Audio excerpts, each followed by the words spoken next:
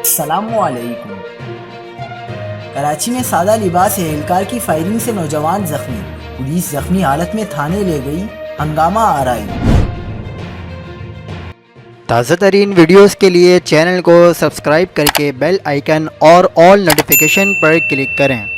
آپ کو بتاتے چلیں کہ کراچی کے علاقے ابو الحسن اصفہانی روڈ پر مبینہ سادہ لباس پولیس اہلکاروں کی فائرنگ سے عثمان نامی نوجوان زخمی ہوا، جسے پولیس نے حراست میں لے کر تھانے منتقل کیا۔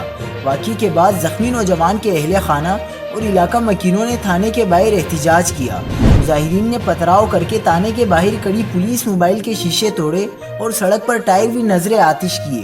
مظاہرین کا کہنا تھا کہ سادہ لباس اہلکاروں نے دودھ کی دکان پر کھڑے نوجوان پر فائرنگ کی۔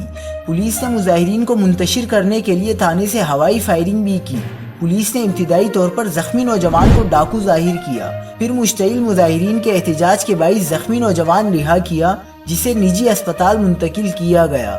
درخواست کے مطابق ایس ایچ او رضوان رضی تنولی نے فائرنگ کر کے زخمی کیا، لہٰذا ایس ایچ او کے خلاف اقدام قتل کا مقدمہ درج کیا جائے۔